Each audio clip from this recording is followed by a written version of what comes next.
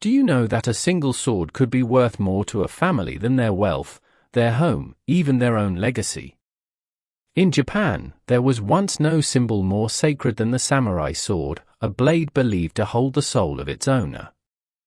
Today we explore its history, how thousands were surrendered after World War II, and the strange disappearance of one priceless sword, a blade known as Honjo Masamune, and the mystery that surrounds it to this day. To understand why losing a sword could break a man's heart, we must travel back nearly 1,000 years. The samurai sword, or katana, was not merely a weapon. It was a spiritual companion viewed as an extension of the warrior's soul. Forged through days of heating, folding, hammering, and polishing, every blade carried a story. Early swords evolved from straight-edged Chinese-influenced Chikuto, eventually developing into the unmistakable curved katana during the late Heian and Kamakura periods. This curve wasn't just beautiful. It allowed the sword to cut swiftly and cleanly, even through armor. Swordsmiths became revered like holy artisans.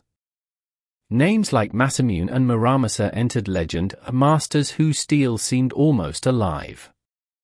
Great swords were passed through families for generations, bound by tradition, ceremony, and honor. A samurai might lose battles.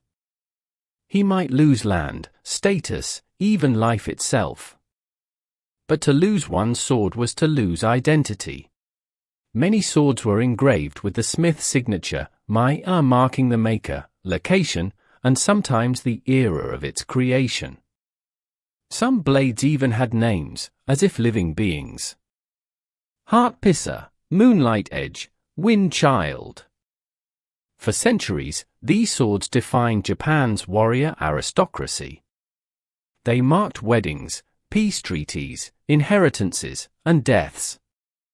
Even after the age of the samurai faded in the late 1800s, families still treasured these blades as heirlooms, links to ancestors long gone. When World War II ended in 1945, Japan stood defeated. Many officers and soldiers still carried their family swords into battle, some ancient, others newly made. To the occupying Allied forces, however, these swords represented potential danger, symbols of militarism that needed to be controlled. Orders were issued. All Japanese citizens were to surrender their swords.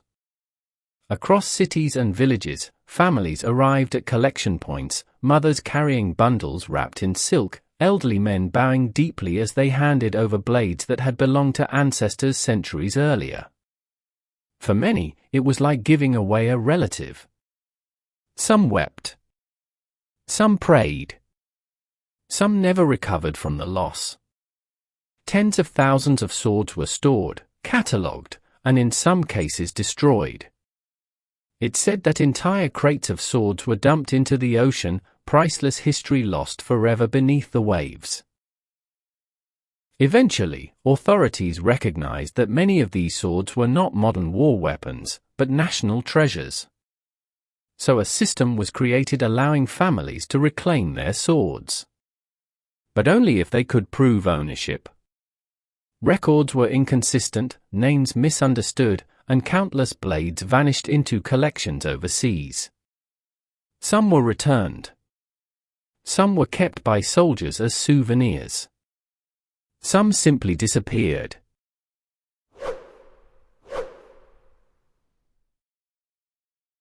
Among the surrendered blades was one unlike any other. Honjo Masamune, forged in the 1600s by a swordsmith whose surviving works could be counted on one hand. The blade was renowned for its beauty.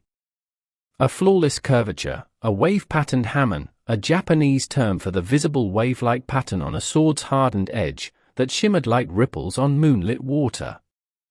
An inscription said to reference the tragic folklore of Kiyohime, the woman who became a serpent through love and rage. Scholars and collectors agree that a sword like this should have been preserved in a museum.